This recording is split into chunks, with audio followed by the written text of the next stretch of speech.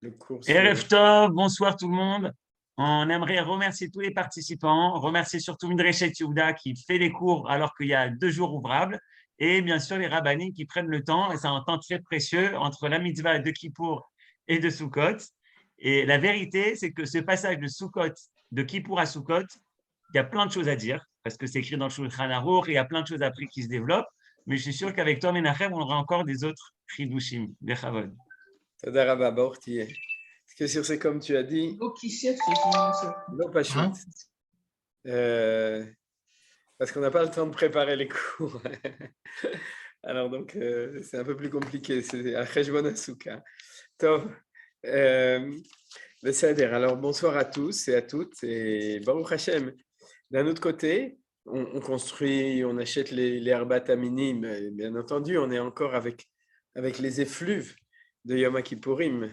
Et on sait déjà, il y a Shabbat, donc ça n'arrête pas. Et puis après, déjà, en fait, il faut cuisiner pour Shabbat. Dès qu'on a fini, il faut déjà préparer Sukkot, Baruch Hashem, qu'on est occupé pour des bonnes choses. Mais c'est bien aussi de se remplir un peu avec du tochen, avec du contenu. Alors, je sais qu'il y a Rav Shaul David, mon rive Rabbi, Rav Shaul David Bochko, qui a déjà donné un cours tout à l'heure, je n'ai pas pu écouter. Et j'étais content de voir qu'il il a parlé du loulav, comme ça, ça complète d'avoir un petit peu quelque chose sur le loulav et un petit peu quelque chose sur la mitzvah de la soukha. Parce qu'en fait, quand j'ai dit que c'était du Yom Kippourim à Sukkot, vous ne savez pas encore, mais j'ai plus parlé de la soukha. Alors, tout d'abord, on va ouvrir le screen, comme d'habitude. Et ça me permet aussi, comme en plus je vois Shalom qui est là. Bonsoir Shalom. En fait, si tu avais, on ne te salue pas tellement. Donc, les Nishma de Dati Sarah, Vemimuratita, notre Rabbi Yoshua, Tider Zichronam, Livracha, Leinu Nishmat Sarah, Yvonne Batfani Sanonez, Zichona Livracha, ta maman. Et Bezrat Hashem Blineder, je vais essayer de ne pas oublier pendant toute l'année, sinon tu me renvoies un remémoring. Et les Nishmat Arav David Ben Hanun Nakash, Bebemet Hatsuv. Et l'Irfoua Shlema Sheliska Batrana, Hashem Ishmere Bechaya. Et si quelqu'un d'autre pense à quelqu'un d'autre à qui il faut dire, vous pouvez le dire, le prononcer chez vous. Et grâce au miracle du Zoom, ça monte directement au ciel, donc il n'y a pas de problème. Alors donc, de Kippour à Sukkot, je vais tout de suite, j'espère qu'on aura le temps de tout étudier tranquillement. Bien entendu, vu que le temps était court, au début, je pensais même que je n'aurais pas le temps de préparer un Daf Mekorot, mais le Daf Mekorot est simple, c'est-à-dire que ce que j'ai mis dedans, c'est uniquement les références dans les psukim avec un Rashi, mais je n'ai pas eu le temps de préparer les autres sources. C'est toujours plus compliqué de trouver s'il y a une traduction ou de traduire. Donc, les autres sources, je vous les citerai Be'alpeh Bezrat Hashem. Donc, la première remarque, puisque le thème général, ça va être, comme on a dit, de Yom Kippour à Sukkot, c'est-à-dire ces jours, et toujours avec une marshava, que les choses, on les vit. Et souvent, ce qui est important, c'est de mettre des mots sur, de toute façon, ce qu'on ressent à l'intérieur. Pour enrichir, on pourrait dire, notre chavaya, notre vécu, de comprendre ce qu'on fait, et pas seulement de donner un chidouche sur quelque chose qu'on ne fait pas ou qu'on ne ressent pas. Alors, tout d'abord, le grand principe, je vais développer tout ce que je vais développer aujourd'hui, mais ce ne sera pas la Kabbalah, j'espère en tout cas, mais ce sera, et je le dis, je l'ai cité en allusion peut-être au moins 1 ou 2 fois cette année, mais je le répète souvent, c'est selon l'enseignement des Chachamim, du Harizal, le Hari Akadosh, qui est enseigné dans le Sha'ar HaKavanot, c'est-à-dire le livre qui enseigne le sens de ça. Alors bien entendu, quand je dis ça, ce n'est pas ça qu'on va étudier, mais ça donne certaines directions de pensée, certaines orientations qui nous permettent de mieux comprendre les choses. La première chose, c'est que l'analyse et la vision de toutes les fêtes de Tishri, c'est que c'est un processus. Toutes les fêtes, depuis Rosh Hashanah jusqu'à Simchat Torah et Shemini Atzeret, c'est la même chose, c'est le même jour en tout cas en Israël. Shemini Atzeret et Simchat Torah, c'est expliqué comme un seul processus, un grand processus. Je peux vous donner le secret, c'est que en fait tout ce processus, c'est l'histoire dans le livre de Bereshit de la création de la femme. C'est-à-dire le moment où Dieu il a endormi Adam Arishon et qu'il a séparé Adam de Chava, et ensuite il a construit Chava, vous savez, Vaïven et Tatsela, il a construit le côté féminin, et ensuite ils se sont mariés et ils eurent beaucoup d'enfants, ils vécurent dans le bonheur jusqu'à 1000 ans, pratiquement jusqu'à 930 ans. Veocher. En tout cas, Adam, je ne sais pas combien de temps a vécu Chava, mais en tout cas, Adam Arishon, il a vécu 930 ans. Donc, vous me direz quel est le rapport. Alors, je dois donner une précision.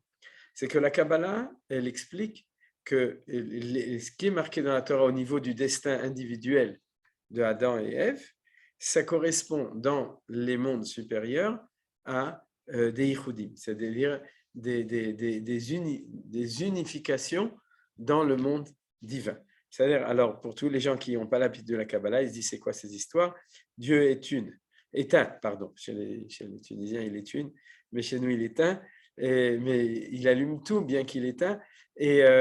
Mais en tout cas, il faut savoir que dans la Kabbalah, du Zohar HaKadosh, du Hari, etc., je m'imagine que vous avez tous au moins lu des livres d'introduction là-dessus.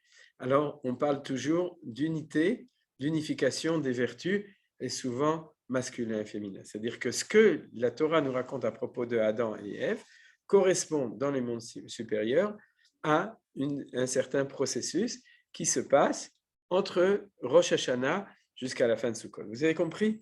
Maintenant, ce processus-là, nous dit donc le Rabbi Chaim Vital, chaque année, quand l'année recommence, et c'est vraiment ce qu'on vit, on sait très bien qu'on a une vie linéaire, c'est-à-dire qu'on est, et puis on vit linéairement jusqu'à 120 ans.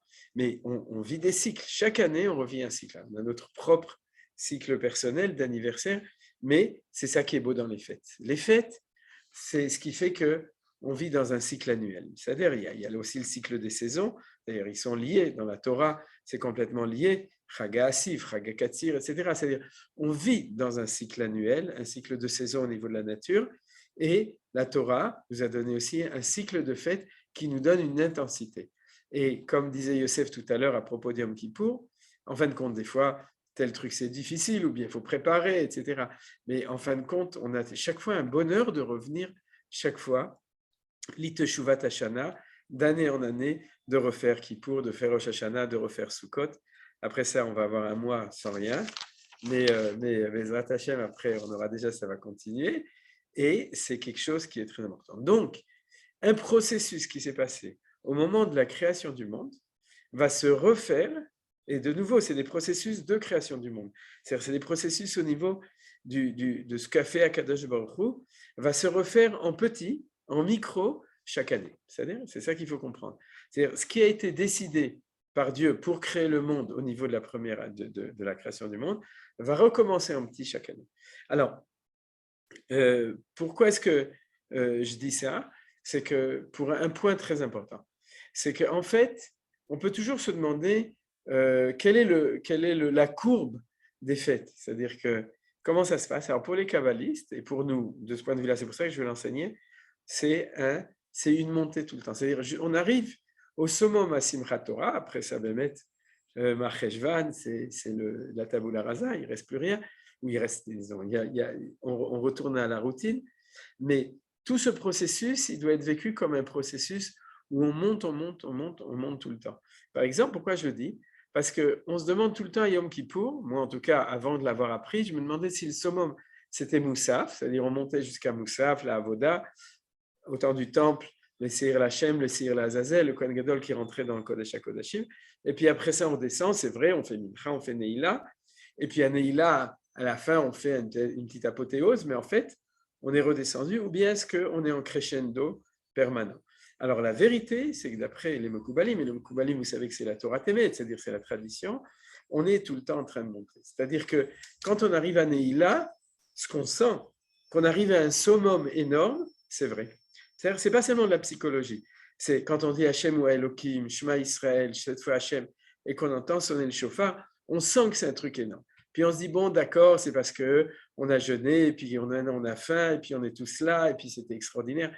Donc on est toujours dans une impression que c'est peut-être plus de la psychologie, c'est-à-dire ou de la sociologie, psychosociologie, parce qu'on a fait tout ça. Non, pas du tout. C'est-à-dire, bien entendu, ça aussi, ça joue, mais c'est vrai.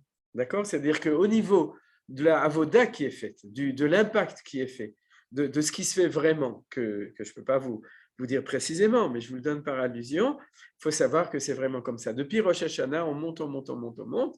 C'est-à-dire, Erev Yom Kippour, on va au Kotel en plus, etc. Et ensuite Yom Kippour. Et puis, au moment de la Neila et de la fin de la Neila, on est arrivé au summum, vraiment. Alors, vous me direz, alors après, on a de nouveau ce sentiment qu'on descend. Par exemple, il y a une halakha qui est fait remarquer qu'on dit Ve'urachum. Ve'urachum, c'est parce que si on a fait Yichaper Avon, si on a fait des fautes, mais on vient d'être pardonné de tout. Alors, vous savez quelle est la faute de Motzei Yom Kippourim? La faute de Motzei Yom Kippourim, c'est de prier la prière de Harvit à la même vitesse que s'il n'y avait pas eu Yom Kippourim. C'est-à-dire, tu dis, comment est-ce que tu peux? Et c'est ce que tout le monde fait. Je parle de ceux qui prient, parce qu'il y en a qui rentrent à la maison avant pour préparer le repas. Mais vous comprenez ce que je veux dire? C'est-à-dire, comment est-ce que c'est possible qu'une minute avant, on était là, et puis boum, on se casse la figure un petit peu comme ça. Moi, l'image que j'ai toujours de ça, c'est, imaginez-vous une grande fête comme ça. Je m'imagine au Beth Amikdash, c'était comme ça. Et puis après, c'est comme vous savez, quand tout le monde s'en va, et puis qu'il y a des bouteilles, des canettes par terre, et tout est sale, et il y a les ménakim qui viennent pour tout nettoyer. Alors ça, c'est après Yom Kippour, on s'imagine c'est un truc comme ça, et puis c'est fini, tout le monde est parti. Alors ça, c'est pas vrai. C'est-à-dire que ce que les kabbalistes nous disent, et ça va être le sujet un petit peu du shiur, c'est de dire que notre vécu, c'est notre vécu, mais justement, il faut le vivre un petit peu autrement. Il faut se dire que les choses, ils continuent. C'est-à-dire que dès qu'on a fini Yom Kippour, on passe dans l'événement Sukkot, mais les choses, ils se construisent petit à petit, et je vais donner des éléments de construction. Alors, bien entendu,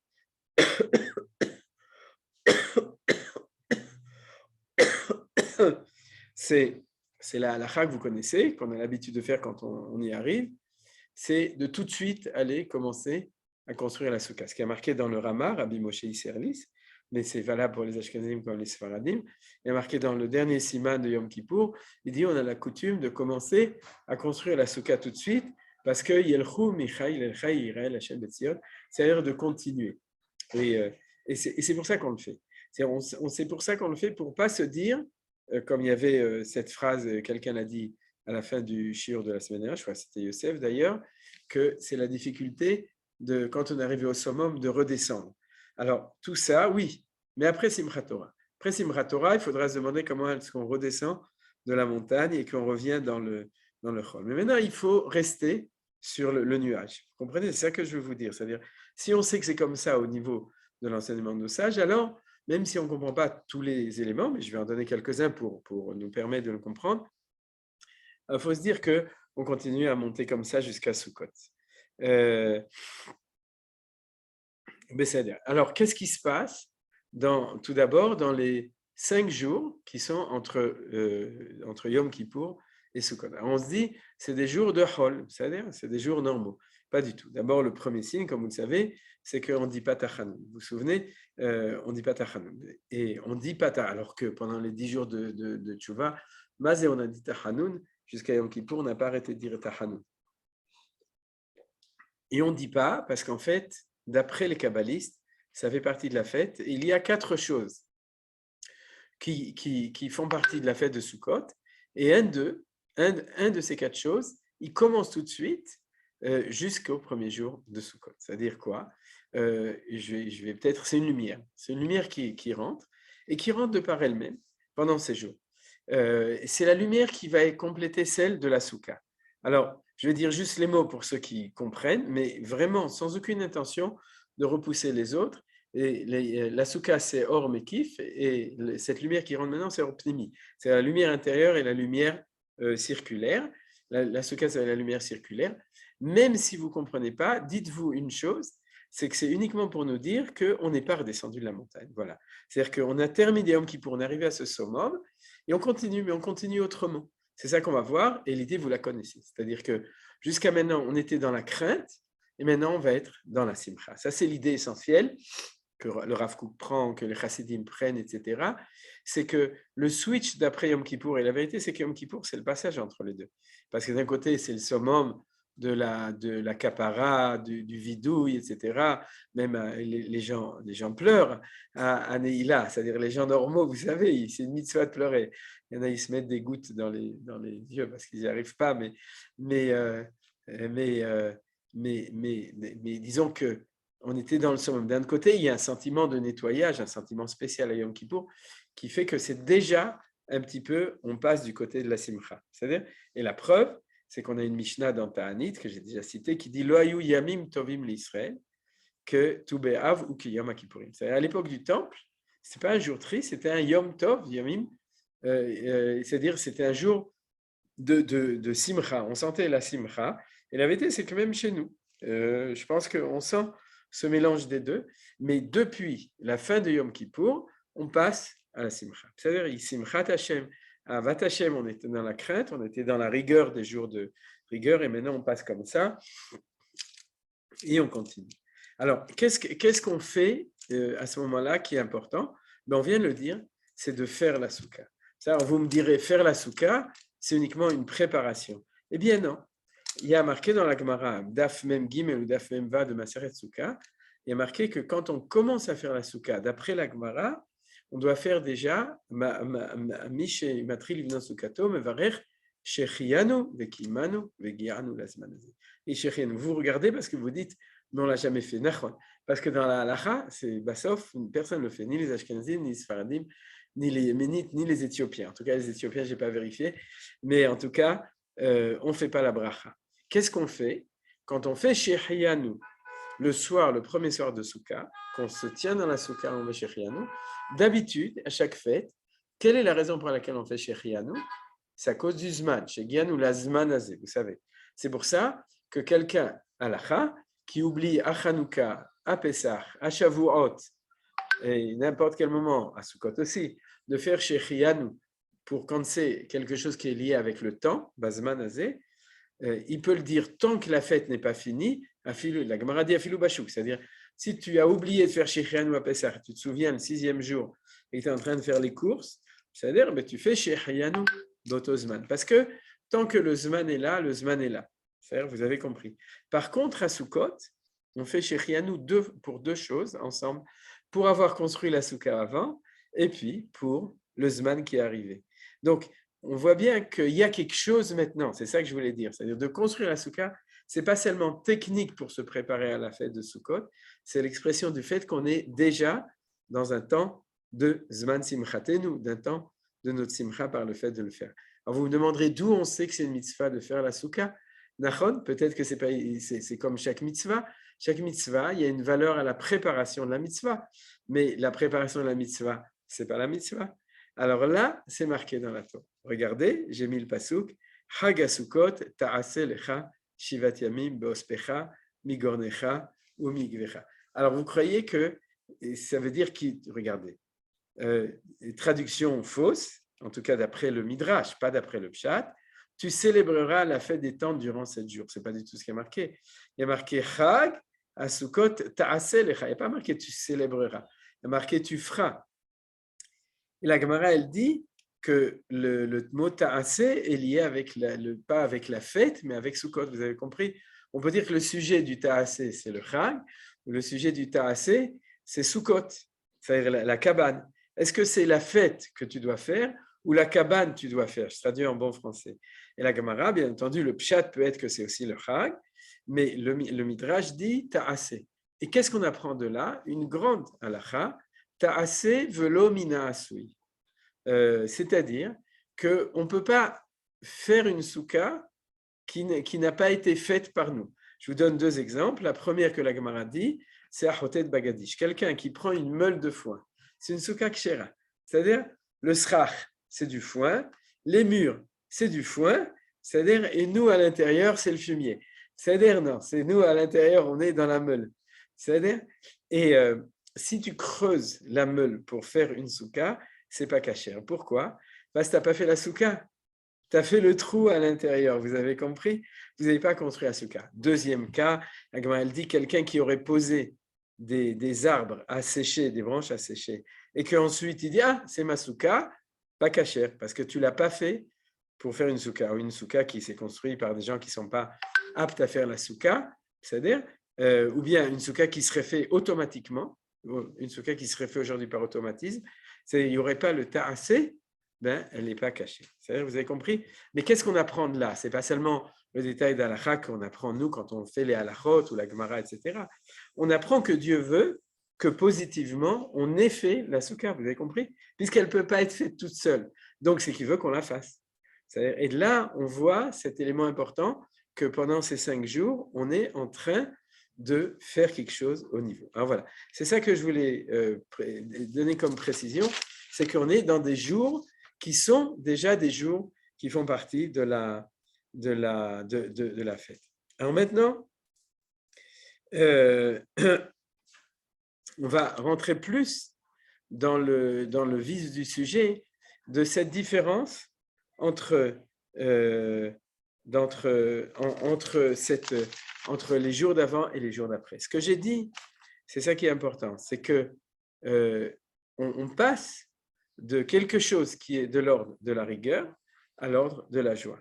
C'est-à-dire, Azorim bedim'a, berina, ixo. C'est-à-dire que quand tu sèmes dans les larmes, alors tu récoltes dans la joie, et c'est comme ça qu'il faut voir les choses. C'est-à-dire, on a fait tout ça jusqu'à Yom Kippour, pour ne pas dire ça y est, c'est fini, Dieu nous a pardonné, puis maintenant, bon, il y a Sukkot dans 5 jours, mais on est en train de continuer la même chose. Dans la Kabbalah, alors je vous le dis, on cite un passouk de Shir Hashirim. Oui, je suis allé selon le Seder pratiquement, de Shir Hashirim. J'ai oublié un R là, c'est pas bien.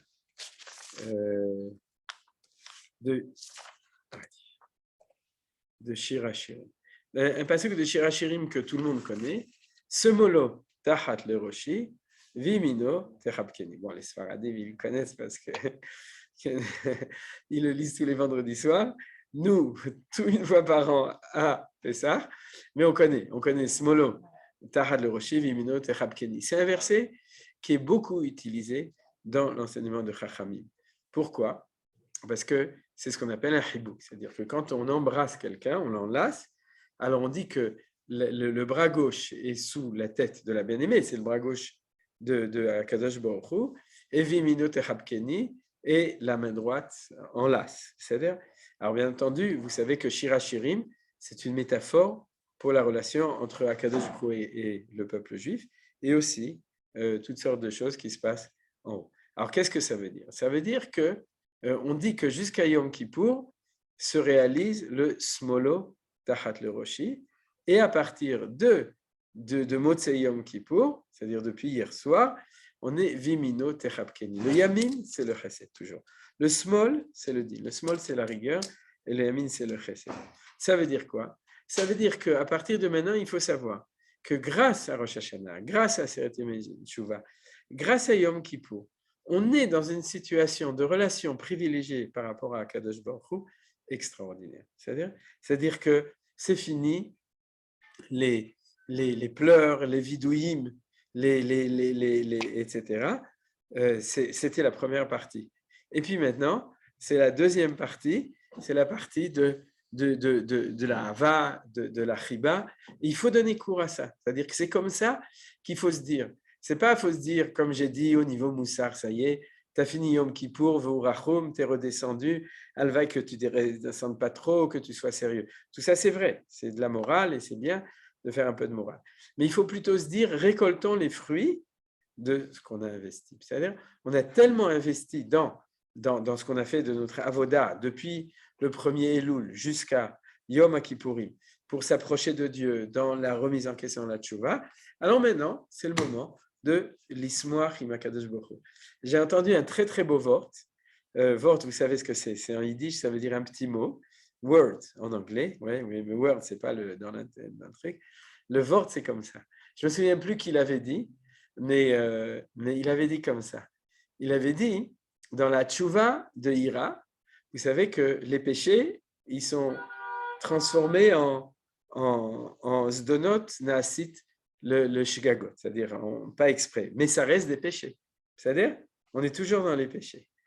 Et alors, c'est pour ça qu'à Rosh Hashanah, on va faire tashlir et on jette tous nos péchés dans l'eau. D'accord?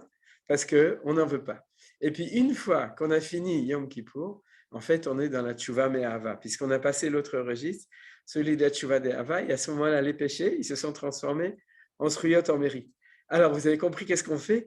On va dans l'eau pour repêcher les péchés, et ça, c'est Simchat Bet HaShoeva, puisqu'on va sortir de l'eau pour aller se réjouir au temple. Vous avez compris? C'est comment? C'est des histoires de canne à pêche. C'est-à-dire que comment est-ce qu'on avait pêché, et puis maintenant, on va se repêcher et se dépêcher, c'est-à-dire puisqu'on va rechercher tous les péchés dans l'eau. Alors, c'est un vort nechmad meon pour dire qu'on peut tout ressortir puisque c'est comme ça. Alors, c'est quoi? Ça veut dire que c'est une autre approche. C'est l'approche de la simcha, l'approche de la hava, que tout est extraordinaire et tout.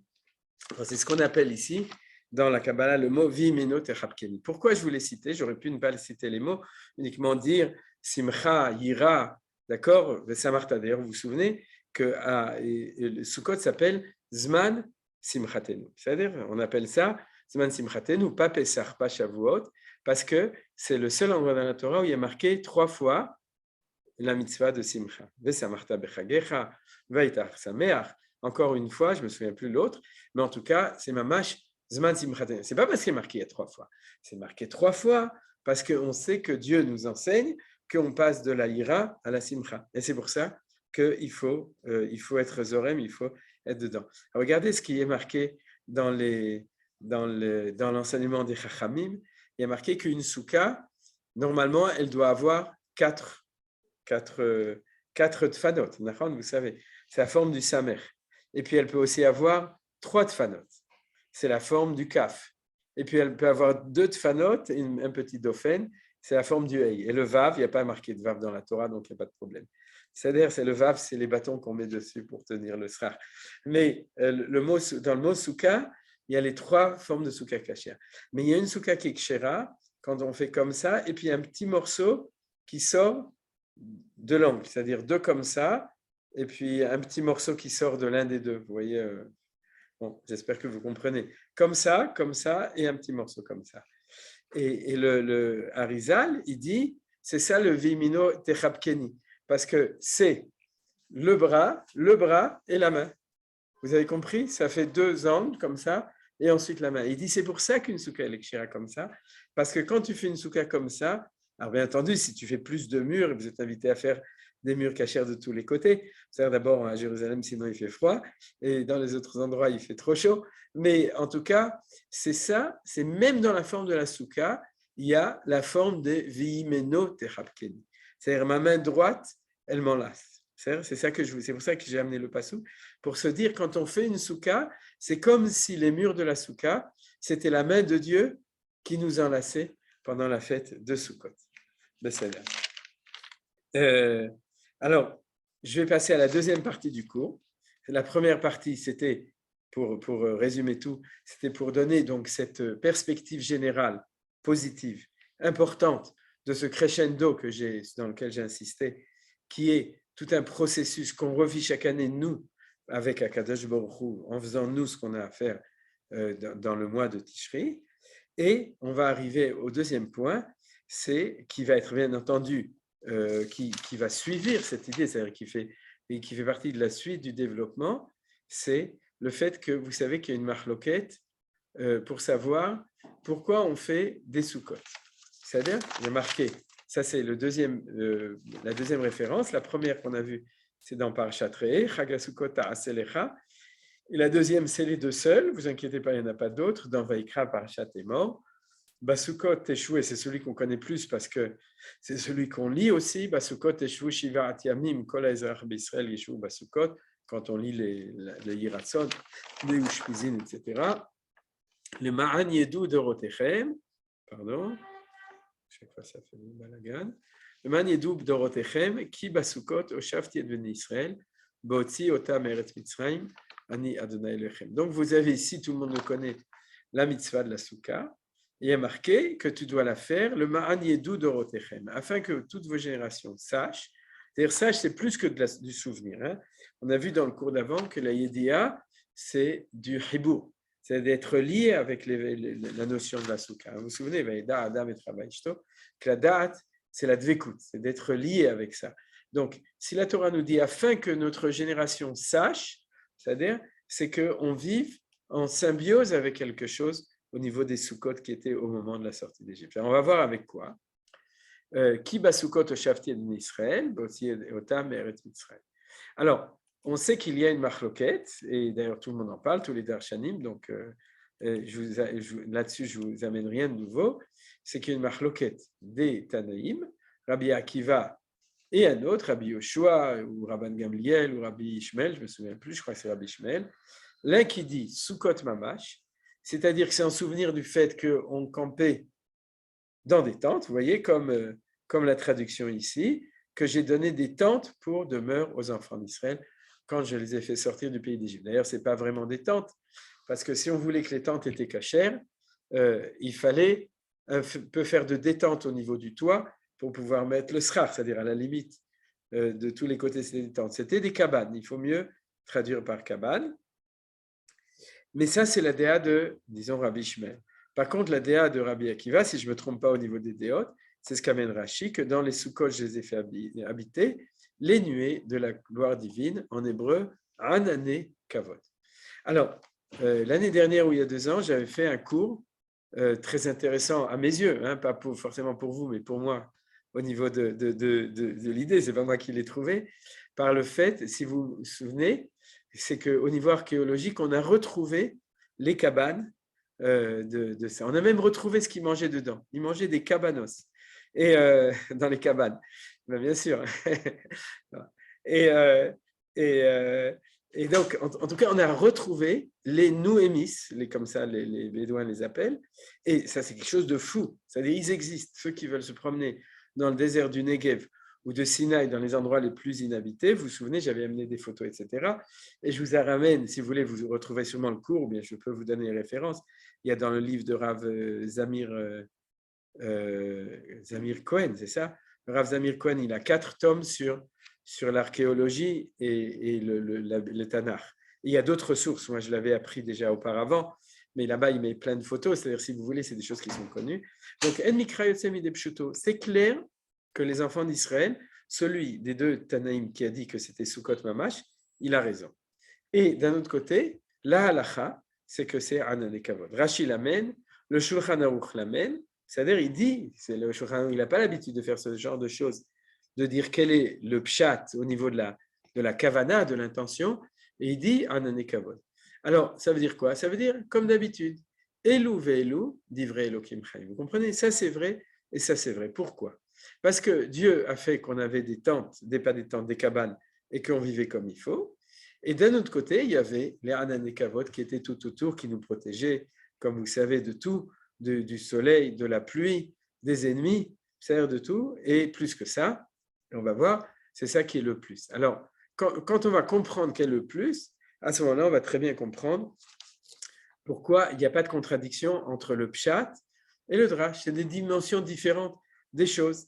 Les 2 choses peuvent être vraies en même temps, sauf que dans le Anan et Kavod, on a le sens des choses, on a la dimension supérieure. Vous imaginez bien que si on faisait ça uniquement en souvenir des cabanes, d'abord, il y a des gens qui se diraient, bon, ok, c'est-à-dire c'était beau, c'était sympathique, mais ce n'est pas la peine de s'embêter pendant 7 jours à dormir dans une cabane parce que les enfants d'Israël, ils ont dormi dans une cabane. C'est-à-dire, ça, c'est pas convaincu. Quand? Et puis, en plus, il y a le Yedou. Le Yedou, ce n'est pas une mémoire d'un événement. C'est une symbiose avec quelque chose de beaucoup plus profond. Alors, c'est pour ça qu'il faut comprendre que Anan et Kavod, c'est le Ikar. C'est essentiel parce que c'est le sens des choses. C'est-à-dire, ce n'est pas seulement la mémoire d'un événement, c'est le sens actuel, l'actualisation du sens des choses jusqu'à aujourd'hui. Alors, pourquoi Anan et Kavod? C'est-à-dire, et qu'est-ce que c'est les Anan et Kavod? C'est nuée. Qu'est-ce que c'est et donc pourquoi? Et d'ailleurs, une question classique que posent les grands commentateurs. Vous savez que nous avions 3 Gdolim quand on est sorti d'Égypte, Moshe, Aaron et Myriam. Vous vous souvenez?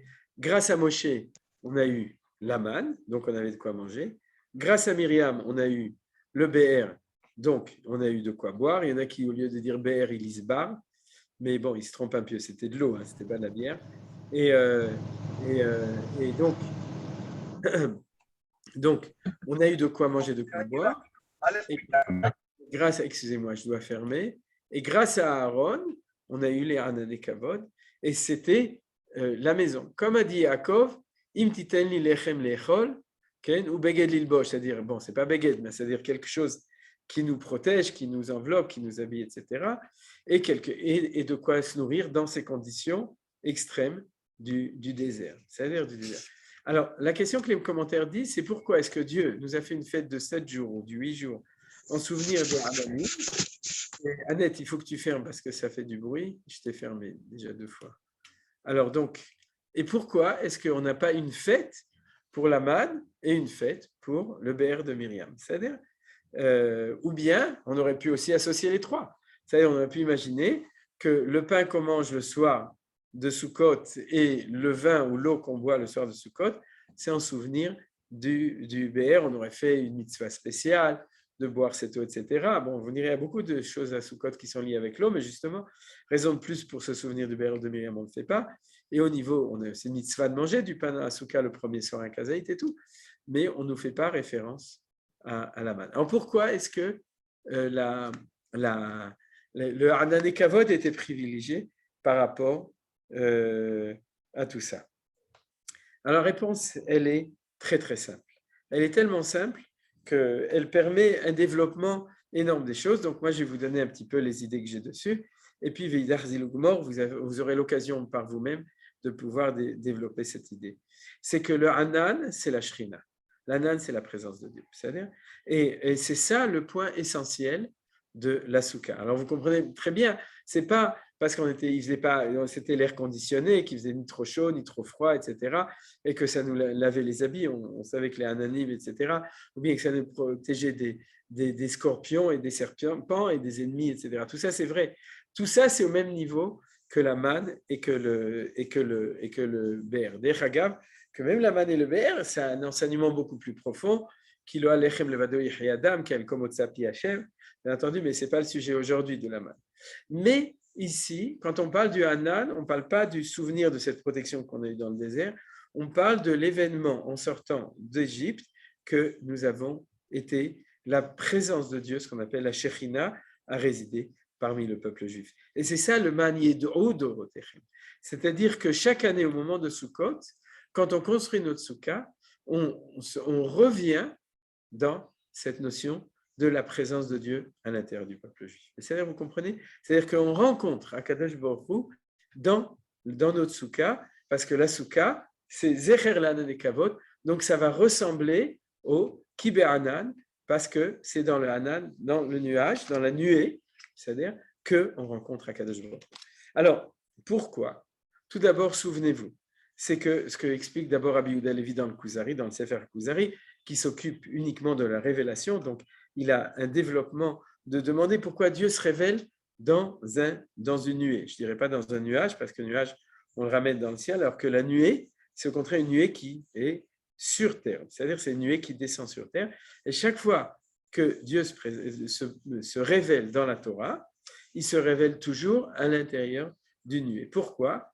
Parce que la nuée, c'est la matière qui est l'interface, c'est ce que dit Rabbi Yehuda Levi dans le Kuzari, l'interface entre la matière et la spiritualité. C'est-à-dire, c'est de la matière, mais c'est celle qui nous permet de comprendre qu'au-delà de la matière, il y a quelque chose de plus, puisque c'est la matière la plus subtile qu'il puisse y avoir. C'est-à-dire, au niveau de la pnimiout, on sait qu'il y a 4 éléments, vous savez, hein, ce qu'on appelle le feu, le ruach, le vent, la terre et l'eau, le liquide. Hein. C'est-à-dire au niveau, c'est connu au niveau des autres philosophies et c'est connu au niveau de notre enseignement, ce qu'on appelle Arama, Adama, Afar, Ruach, Esh et Maïm. C'est-à-dire c'est les 4. Arama, pour ceux qui veulent se souvenir des mots, en hébreu du Rachet Tevot.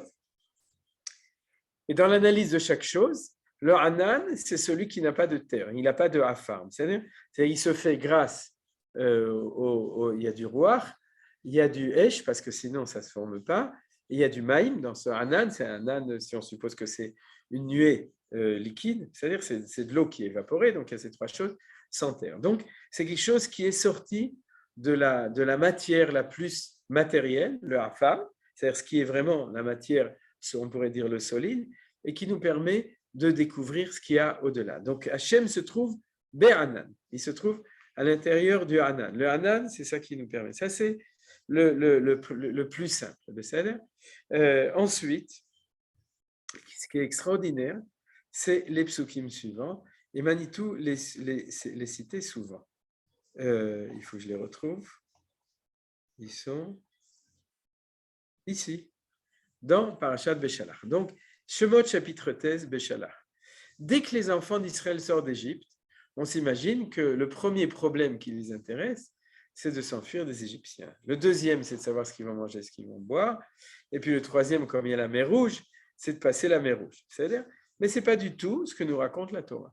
La Torah, ce qu'elle nous raconte, c'est que la première chose qui va arriver au moment où on va sortir d'Égypte, c'est que Dieu va apparaître à l'intérieur du Hanan. Donc on voit très bien que c'est ça le but de la sortie d'Égypte. C'est la rencontre entre Akadosh Baruch Hu et nous, et cette rencontre va se faire dans un Hanan. Comment c'est marqué? Vaïsou misukot, vaïchanu be'etam biktsea midbar. Vous voyez, c'est la première station où les enfants se sont. Il y a eu une avant, je ne me souviens plus. C'est quand ils sont sortis, ils se sont rassemblés, ou c'était peut-être à Sukkot directement. Il faudrait que je vérifie. Mais en tout cas, la première station, une des premières stations immédiates où tous les enfants d'Israël se sont rassemblés, c'était à Sukkot. Et la station suivante, c'est à Etam Biktsea Midbar. Et qu'est-ce qui arrive à ce moment-là? Va Adonai olech lifnem yomam be'anun nanan, lan chotam aderech ve'layla be'amudesh la'ir lahem lalechet yomam ve'layla, lo yamush amud e'anan yomam ve'amudesh layla lifneam. Seulement, vous me direz, donc ça veut dire quoi? C'est qu'ils ont une nuée dans la journée pour savoir où ils vont, c'est le moré derrière, c'est le guide, et puis ils ont une nuée de feu la nuit pour savoir où ils vont. Non, slicha, c'est pas ce qui a marqué. Il y a marqué va Hashem olech lifneem yomam be'amud anan lanchotam ader. Il n'y a pas marqué va Hashem b'layla parce que Layla c'est Esther Panim. Et vous savez même qu'il y a Amud Ha'esh, c'est un film sur la Shoah, c'est-à-dire qu'on sait très bien que le Amud Ha'esh ça a d'autres connotations, bien que ici, même ici, le Ramban fait allusion au fait que la nuit c'est la rigueur, donc c'est le feu, et le jour c'est au contraire le chesed, c'est les chassadim, donc c'est les nuées. Et dans les nuées, il y a marqué que Hashem y va. Donc, vous avez compris ce qu'on veut dire, c'est-à-dire que quand tu sors d'Égypte, l'événement premier qui va être la révolution, c'est pour ça qu'on sort d'Égypte. On sort d'Égypte pour ne plus être esclave et pour rencontrer Akadosh Baruch Hu, pour être Eved ou Ben chez Akadosh Baruch Hu, le fils, Avinu Malkenu, et pour être son fils dans les chassadim, dans la miséricorde, alors on le rencontre à l'intérieur du Hanan, le Hanan qui est cette notion justement toujours de présence dans le chesed. Dans la bonté, dans la magnanimité. Et c'est ça qui est important. Or, vous remarquez que ça apparaît tout de suite, Vaïsoumi Sukkot. C'est-à-dire que c'est ça qui a été obtenu au moment où on est arrivé à Sukkot. Et ce que je dis, c'est marqué dans le Targum Yonatan. C'est-à-dire le Targum Yonatan nous dit tout de suite que ça s'appelle Sukkot parce que c'est l'endroit où Akadosh Baruch Hu s'est révélé dans les Hanan et Kavod. Donc les Hanan et Kavod, le Hanan ou les Hanan et Kavod, il y en a plusieurs qui étaient autour de nous pendant le désert, c'était la présence de Akadosh Baruch Hu. Alors vous comprenez pourquoi c'est différent de, comme je l'ai dit, de la manne et de l'eau. C'est quelque chose de différent, c'est d'un autre, un autre. Oh, excuse-moi, oui. Mais le Hamoud Ha'esh, c'est aussi la présence d'Akadosh Baruch Hu. Oui, c'est aussi. Alors, tu ne peux pas dire c'est Esther Panim, c'est au contraire. Ouais. Maman, c'est Panim, Batzel, c'est exactement le contraire. La nuit, à la limite, on peut ne pas la voir, mais le Hamoud Ha'esh, il est là. Oui, tu as raison. Mais c'est le contraire de Esther Panim. Je ne voulais pas rentrer dans le sujet, tu as tout à fait d'accord. C'est pour éviter ta question que j'ai essayé de donner une réponse qui, en fin de compte, n'était pas suffisante. C'était d'accord, alors j'arrête. Non, c'est bon. Regarde dans le Ramban. C'est pour ça que j'ai dit le Ramban.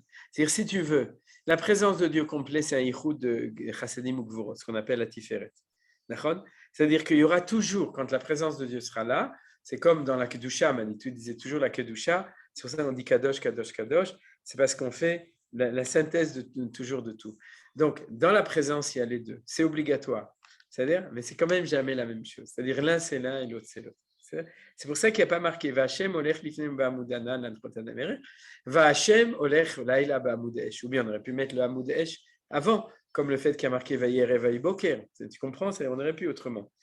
Mais là, c'est que la Gvura est associée au Chassadim et pas le contraire. C'est-à-dire, et des Hagav, je ne voulais pas en parler, mais puisque tu m'obliges, je vais en parler.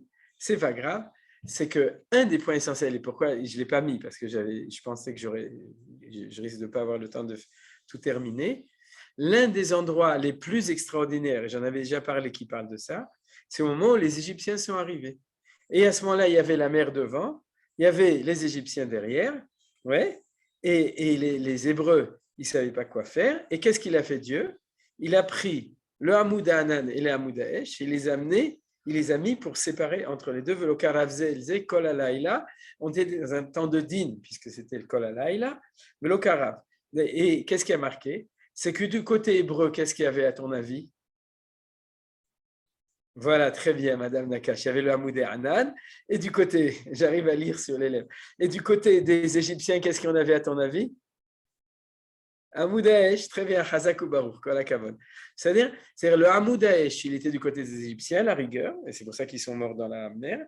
Et le Hamoud Hanan était du côté des Hébreux, et c'est pour ça qu'on était sauvés. C'est-à-dire, et les deux étaient là à côté de l'autre. C'est-à-dire, il y a un temps où il y a les deux qui agissent comme au monde, il y a marqué Yemincha Hashem Darebakoach, Yemincha Hashem Tiratz Oyev. C'est-à-dire, il y a les deux mains, il y a la main qui fait ça, il y a la main droite, la main gauche, etc.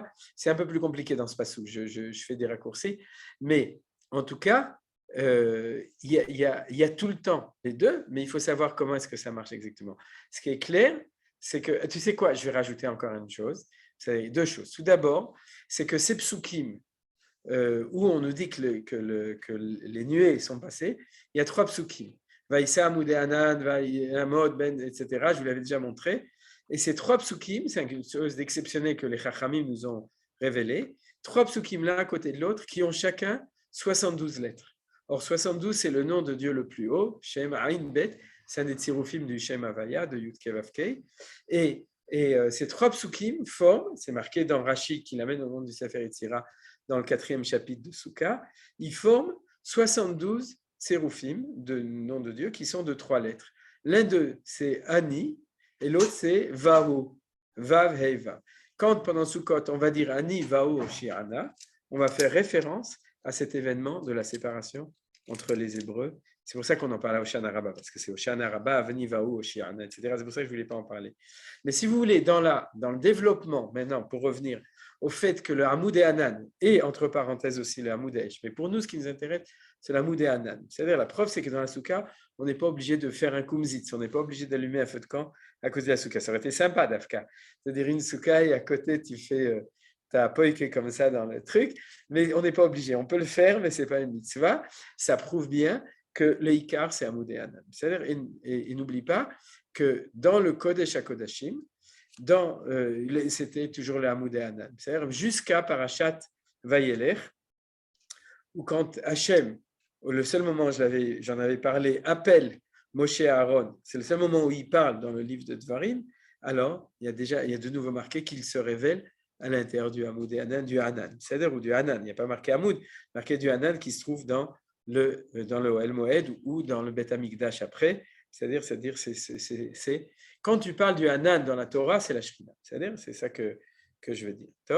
Donc la Shrina au niveau de la révélation positive, etc. Entre parenthèses, même dans le Bet Amikdash, et c'est de nouveau une parenthèse, j'en avais parlé à une autre occasion, il y a le côté Esh, c'est la présence révélée de Dieu sur le Mizbeach HaChitzon. Sur l'autel extérieur, c'est du feu, à l'intérieur du Kodesh HaKodashim, c'est le Hanan. Donc on a cette dialectique entre les deux, ce n'est pas le moment maintenant et ce n'est pas l'occasion de le faire. Donc,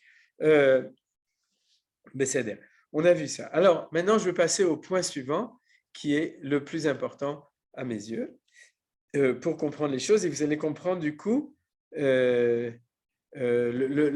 développement que j'ai commencé au début. Quel est le sens de la Souka par rapport à Yom Kippour, puisqu'on a dit de Yom Kippour à Souka? Très simple. À Yom Kippour, le Hanan, il était dans le Kodesh HaKodashim. Et lorsque le Kohen Gadol rentre dans le Kodesh HaKodashim, il rencontre Dieu qui se trouve dans le Hanan. Et vous me direz où c'est marqué. Je vous montre, c'est le premier pasouk de la parashat Acharemot qui parle de Yom Kippour. Le premier pasouk, c'est Achemot Shne Bnei Aaron, c'est une introduction. Le premier pasouk, c'est le pasouk Bet, Vayomer Adonai El Moshe. C'est le premier pasouk qu'on a lu à Haremot hier, dans la lecture, si vous vous souvenez encore à Shacharit, et qui parle de Yom Kippourim. Daber el Aaron achicha. Val yavo bechol et el hakodesh, mi bet la parochet, el pene akaporet, asher al ha-Aaron, velo yamut, ki be'anan erae al akaporet. Et ça veut dire quoi, ki be'anan erae al akaporet? Regardons Rashi.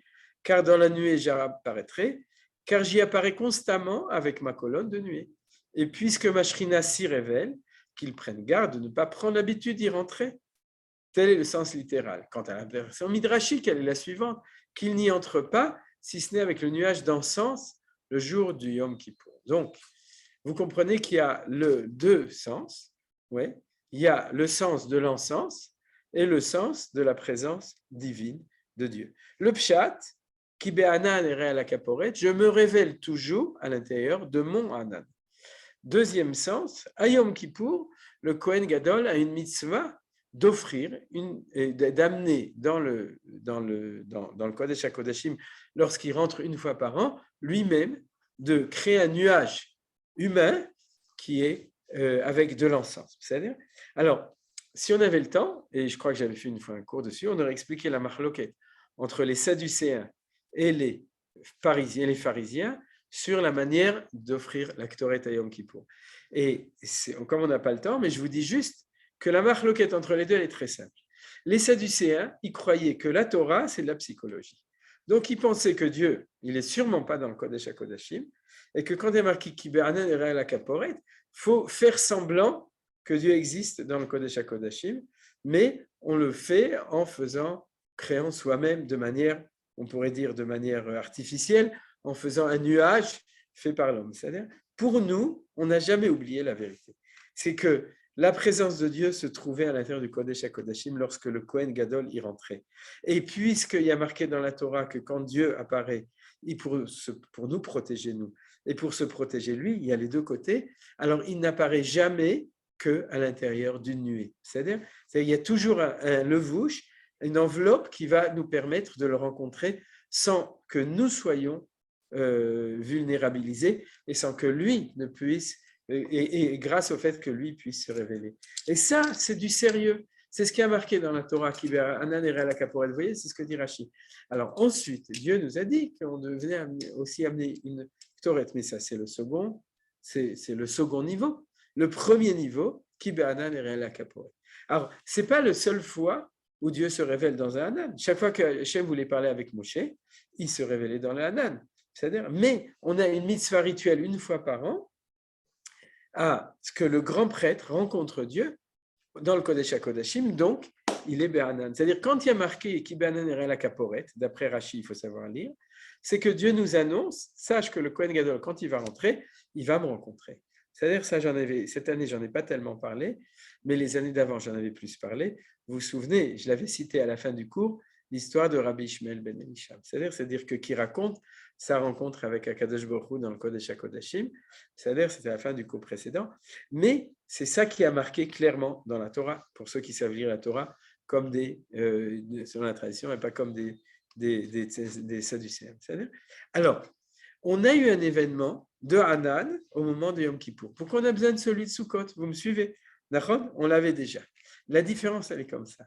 C'est que nous, on a reçu, au moment de Yom Kippour, cette intensité de notre temps de manière moins forte, puisqu'il n'y a pas le Beth Amikdash. Quand il y aura le Beth Amikdash et la Shrina, Bezrat Hashem plus fort, mais je dirais que la Shrina, elle est déjà revenue. Ce n'est pas moi qui le dis. C'est tous les Gdolé Israël qui le disent. Le gars de Vilna, et le Rav Kook et Manitou, etc. Donc, de notre temps, la Shrina, elle est revenue. Et puis, on la voit au Kotel, et puis on la voit sur la Kikar Dizengoff au moment de Tkiyat Shofar, à la fin de Yom Kippour. Et on le voit un peu partout, c'est-à-dire on sent qu'il y a quelque chose de plus fort. Mais dans l'ordre des choses, le Kohen Gadol, c'est un Shaliach Tzibur. C'est-à-dire que c'est un événement Tzibouri.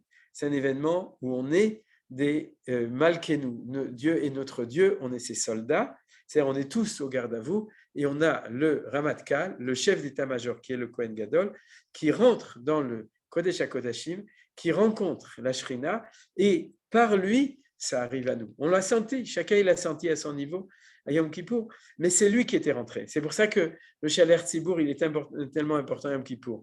La première chose que les gens disent quand ils finissent cette fille-là, alors comment il était le Hazan?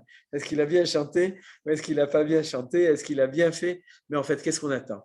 On attend à ce qu'il nous rende Yotze, c'est-à-dire qu'il réussisse à nous faire participer à un événement collectif. C'est-à-dire le Yom Kippour, c'est un événement de la collectivité, normalement au Beth Amikdash. C'est-à-dire cette intensité du truc, de cette rentrée, influence sur nous tous.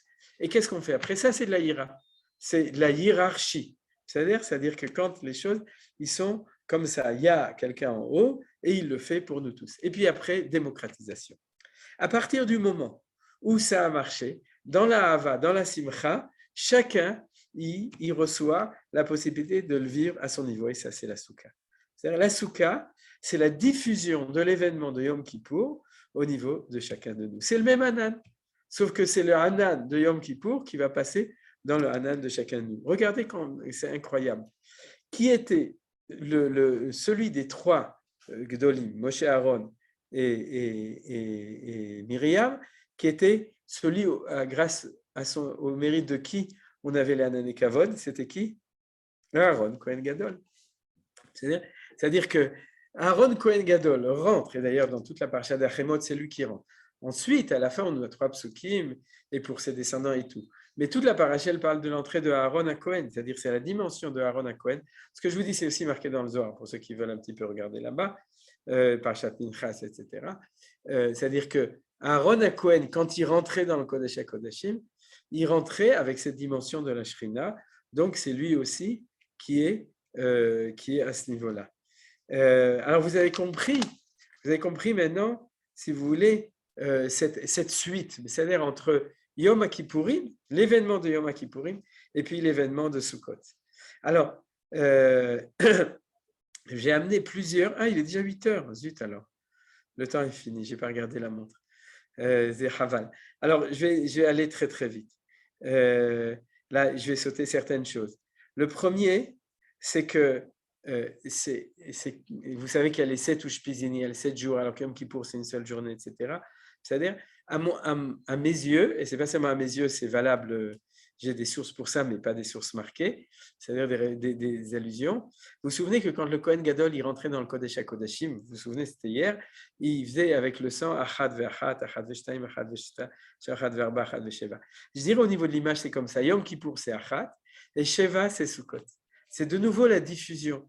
Quand tu diffuses, automatiquement, tu baisses d'intensité et du coup, tu permets à chacun de pouvoir y participer.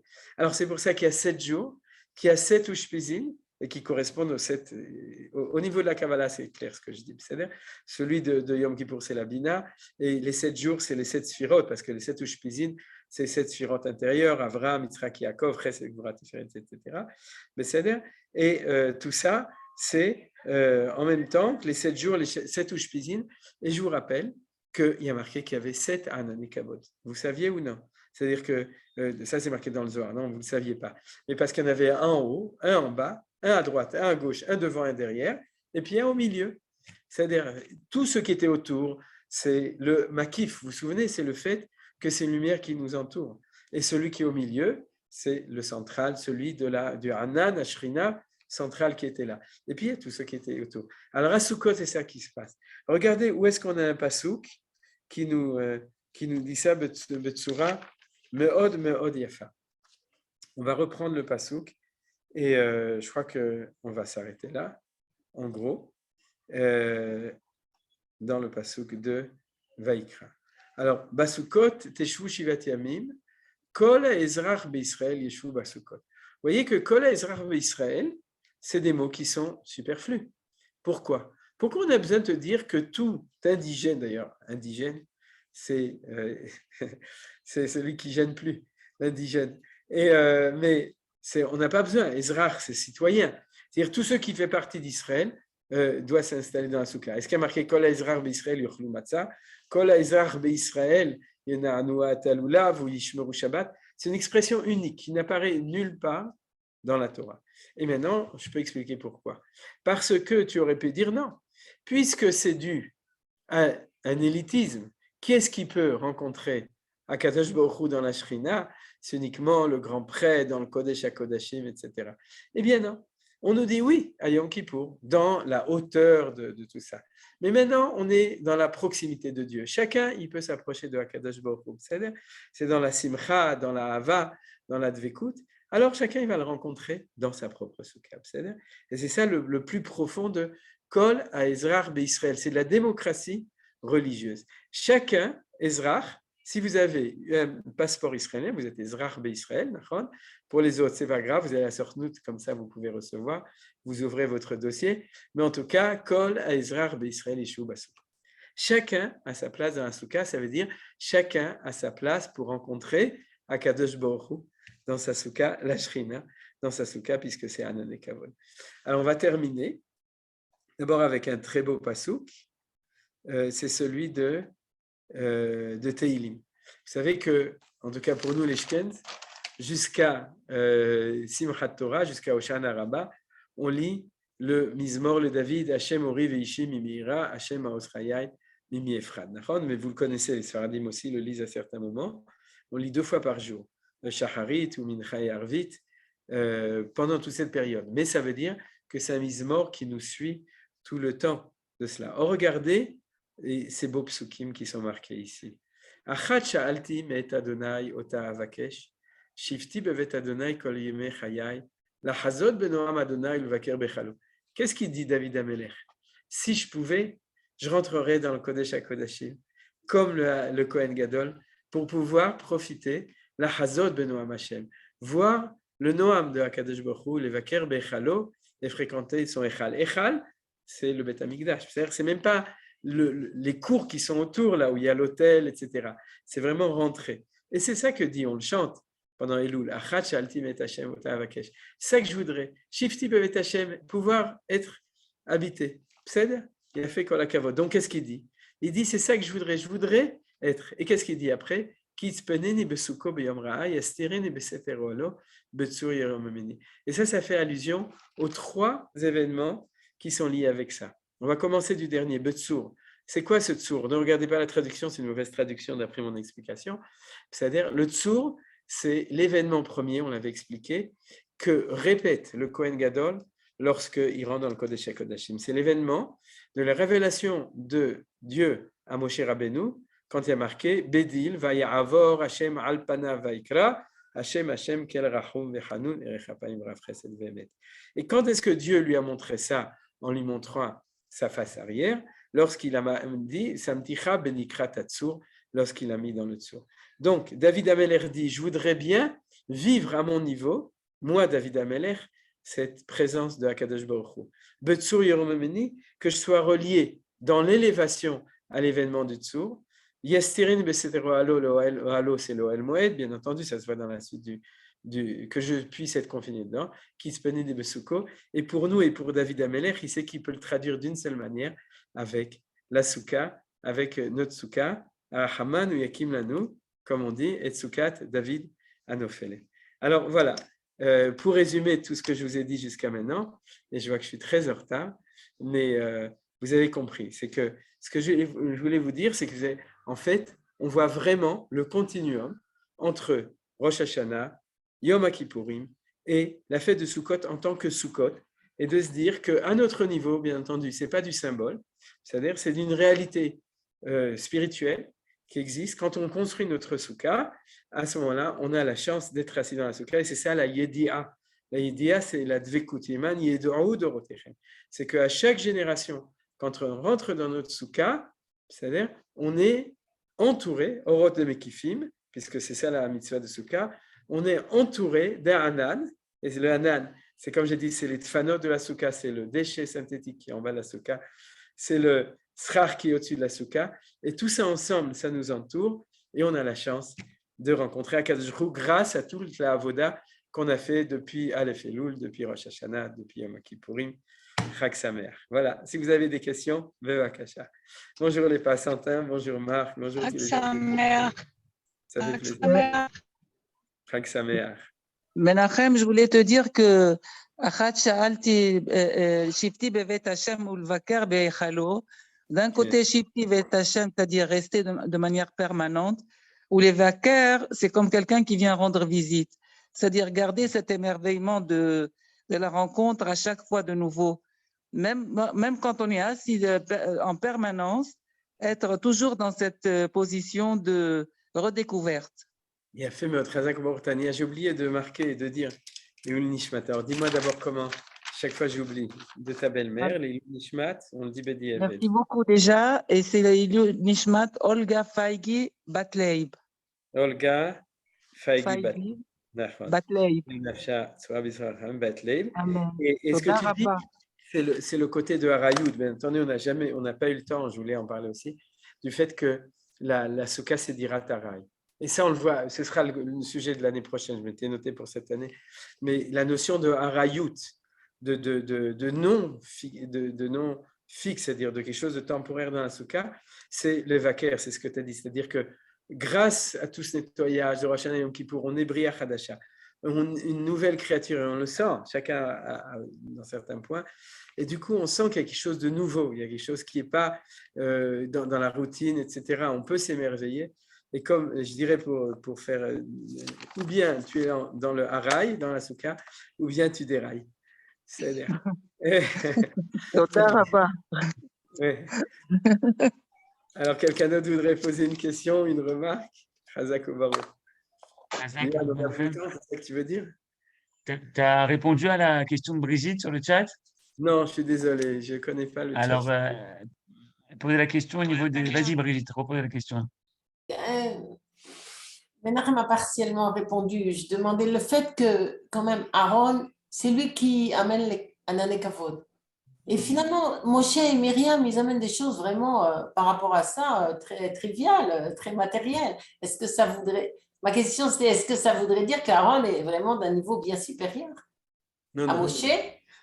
Non, j'ai dit ce que j'ai dit pour insister. Oui, c'est pour ça que je ne voulais pas la reposer, mais bon. Et puis pour répondre à la question, parce qu'il faut bien donner une réponse. Pourquoi on ne fait pas une fête sur la manne et sur le BR? C'est-à-dire, donc c'est pour ça que j'ai insisté dessus. Mais dans le fond, j'ai pas de réponse, j'ai pas de source sur ce que ta question à toi. C'est-à-dire, malgré tout, on ne peut pas dire ça. C'est-à-dire, on ne peut pas dire que la valeur de ce qu'a amené Myriam et qui correspond sans doute de manière la plus profonde, puisque c'est tous les trois frères et sœurs, c'est-à-dire ça doit. Je suis sûr que dans la Pnimiut Torah, il y a des sources très claires dessus, mais que chacun, ils font partie de nouveau d'un triptyque qui est clair, c'est-à-dire chacun amène quelque chose de très essentiel. Myriam, ça correspond à elle, Moshe, ça correspond à lui, et à Aaron. On ne peut pas dire. Juste la seule marchava, pour remettre tout le courant en question, pour dire que eux, ils sont aussi importants, c'est qu'on parle toujours de Or Pnimi et Or Mekif. C'est-à-dire que Rabbi Tzadok HaKohen Miloubin, il dit que chaque fois qu'on ingurgite quelque chose, avec ce qu'on mange, on ingurgite un Or Pnimi. C'est-à-dire que s'il y a quelque chose, par exemple, il en parle à propos de la matzah à Pessah, c'est qu'on n'était pas capable de se conduire de manière religieuse, on pourrait dire, donc on a dû prendre un médicament, Naama de Asvata. C'est ce que disent le Zohar, c'est-à-dire de guérison, parce qu'on était en état de convalescence ou de guérison.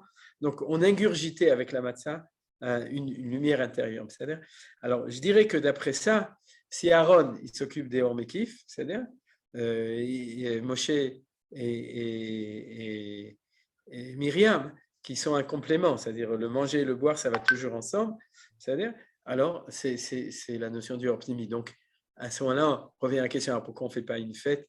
Et ça, c'est quelque chose qui est marqué de manière précise. Puis à propos de la manne, pas à propos du ber. Pour ber, il faudrait que je cherche. Mais puisqu'il y a marqué le ma'an teda, kilo ala lechem, j'en avais parlé, le vado yichayadam, kal kol motza pi Hashem, oui, on en avait parlé dans le cours d'avant. C'est-à-dire que la Torah nous révèle que chaque fois qu'on mange quelque chose, on reçoit un motza pi Hashem, c'est-à-dire on reçoit une lumière intérieure. C'est pour ça que sans doute qu'il y a une complémentarité totale et qu'on peut pas enlever de la valeur ou du mérite. C'est-à-dire, À cause du cours, j'ai voulu plus insister dessus. Tu m'as obligé à remettre un petit peu les choses. C'est bien. Chag Sameach. Pas que sa mère, Brigitte. Après la mort de Moshe, la manne et Neve Akavot, ils reviennent en fait, non? Et le Ber aussi, non? Ils reviennent? Après la mort de. Oui, De oui, Myriam et de Aaron, je veux dire. oui, on dit que en fait, c'était leur mérite, mais quand ils sont morts, à ce moment-là, ils sont quand même revenus. C'est ça qui a fait la crise de l'eau, et aussi un autre problème à propos des Amalekim, qui est les Salamalek, qui nous ont attaqués quand Aaron était mort. C'est-à-dire que, Moshe représente les trois aspects en fait, parce que voilà, Moshe, c'est ça, Nachon. Et ça, on peut l'expliquer. Mais de nouveau, ça demande une étude beaucoup plus large sur chacune des trois valeurs. C'est-à-dire, Moshe, en fait, il a fait des pontages. C'est-à-dire que lui, c'est la manne, mais comme les autres n'étaient pas là et que ses valeurs sont importantes, alors Moshe était capable aussi de les ramener. Mais ça ne s'est pas passé tellement facilement, puisque la crise qu'on connaît la plus célèbre, c'est celle de Mémériva, qui a fait que Moshe et Aaron ne sont pas rentrés en Israël. Et c'était à cause du fait qu'il y avait une crise. Myriam n'était plus là, donc il n'y avait plus d'eau. Et puis, de nouveau, à propos des Anané Kavod, il y a aussi un événement, je ne vais pas commencer à rentrer, qui est arrivé à cause de la disparition de Aaron et des Anané Kavod. C'était trop tôt. Euh, Dans le crescendo que tu as présenté, tu as commencé à parler de Briata Olam. Il y a quelque chose que j'ai perdu là-dedans. Ah, c'est-à-dire, si tu veux, pourquoi j'ai parlé de Briata Olam? Parce que quand j'ai parlé de Briata Olam, j'ai parlé de Briata Adam. N'oublie pas que l'homme a été créé le jour de Rosh Hashanah. C'est-à-dire, on ne s'occupe pas du cosmique, on s'occupe du destin humain. Quand je parle d'humain, c'est l'être et non pas l'avoir, le subjectif et non pas l'objectif, comme parle Manitou tout le temps. C'est-à-dire que l'histoire, c'est l'histoire des Toladot, des hommes. C'est-à-dire, et dans cette histoire de l'homme, l'événement essentiel au moment de la création, ce n'est pas la création du monde, c'est la création de l'homme et de la femme, et de la séparation entre les deux. C'est-à-dire que quand Dieu créa la femme, il avait quand même créé l'homme avant. C'est-à-dire, et tout ça ensemble, c'est l'événement essentiel. C'est-à-dire, pourquoi? Parce que c'est le sod du panim et le panim. C'est-à-dire, ça, on en avait déjà parlé, on en parlera si Dieu veut à d'autres moments. C'est-à-dire, a priori, Dieu les a créés en dos à dos. Et puis ensuite, quand ils ont passé la crise des ados, alors Dieu les a mis face à face, panim el panim. C'est quand il dit, Ken, zot apam etzem eatzam v'sam Israël, zot ikarisham kimish ukachazot. Ça se passe à Yom Kippour. Ken, zot, ça fait référence, bezot yavo Aaron, et c'est dans la Kabbalah, c'est la Shrina. Zot apam, la reconnaissance, c'est le moment de Yom Kippourim au niveau des Kavanah. Et donc, après, il y a l'union entre les deux. L'union, elle se fait à Simchat Torah et Shmini Atzeret. C'est le moment où le Yichud, et ça, c'est le summum de tout. Alors, c'est ça le processus dont on parle. C'est-à-dire, c'est ça que je voulais dire au début. Quand j'ai parlé de création du monde, j'ai parlé de création de l'homme. Alors, si vous voulez, c'est deux choses différentes. Les kabbalistes font le lien entre les deux. Ce qui est important pour nous, comme j'ai dit au début, ce n'est pas de s'occuper de ce qu'ils disent. C'est de comprendre, comme je l'ai expliqué ici, qu'on est nous, on doit vivre avec une vision beaucoup plus simple de cette vision positive, qu'il y a tout un travail qu'on est en train de faire, travail super, quoi. C'est-à-dire de vivre chaque année quelque chose qui monte jusqu'à arriver à Simchat Torah et Shmini Atzeret. Et puis après, bien entendu, heureusement qu'il y a Isru Chag, Ba'avotim ad Karnot HaMizbeach, c'est-à-dire pour nous permettre d'avoir encore une journée pour ne pas redescendre de manière abrupte, mais après ça, c'est la vie. Après ça, on redescend dans la vie normale.